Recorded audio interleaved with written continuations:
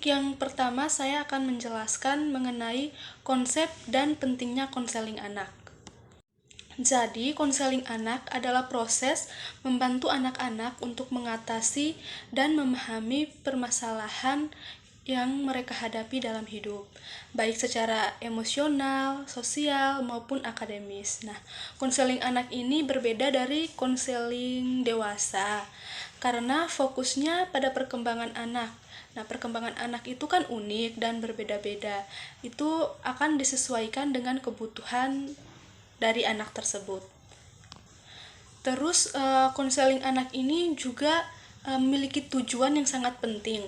Nah, konseling anak ini memiliki tujuan yang pertama itu untuk membantu anak-anak membangun harga diri dan kepercayaan diri yang sehat. Terus meningkatkan kemampuan anak-anak untuk berkomunikasi dan berinteraksi dengan sesamanya atau dengan orang lain.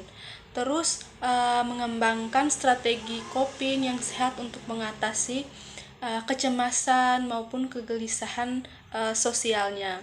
Terus meningkatkan prestasi belajar dan mencegah perilaku atau emosional di masa depan. Yang berikutnya, cara kita untuk memahami karakteristik anak normal. Nah, karakteristik anak normal itu kan bervariasi, tergantung pada usianya, budayanya, dan juga kepribadiannya. Namun, secara umumnya, anak normal itu menunjukkan karakteristik sebagai berikut, kayak perkembangan fisik, sosial, dan emosionalnya itu sesuai dengan usianya. Terus kemampuan untuk belajar dan berkembang dalam berbagai bidang. Itu dia mampu untuk menyesuaikan dirinya. Terus kemampuan untuk menjalin hubungan yang sehat dengan orang lain dan lain sebagainya. Nah, memahami karakteristik anak normal itu penting bagi seorang konselor karena hal ini memungkinkan para konselor untuk menilai apakah perkembangan anak itu berada dalam kisaran normal atau tidak normal gitu. Terus mengidentifikasi permasalahan-permasalahan yang mungkin dihadapi oleh anak. Terus mengembangkan rancangan konseling yang akan disesuaikan dengan kebutuhan-kebutuhan dari anak. Gitu. Sebagai contohnya di sini misalnya seorang anak ini bernama David. Nah, David ini seorang anak SD kelas 5. Nah, dia ini kayak menunjukkan perkembangan fisik dan sosial yang sesuai dengan usianya. Terus David ini juga mampu belajar di sekolah, memiliki teman, dan umumnya merasa bahagia. Nah, kemungkinan karakteristik-karakteristik yang dimiliki oleh David ini menunjukkan karakteristik yang dimiliki oleh anak normal atau anak-anak pada umumnya. Nah, yang berikutnya saya akan menjelaskan pendekatan konseling untuk anak yang autisme.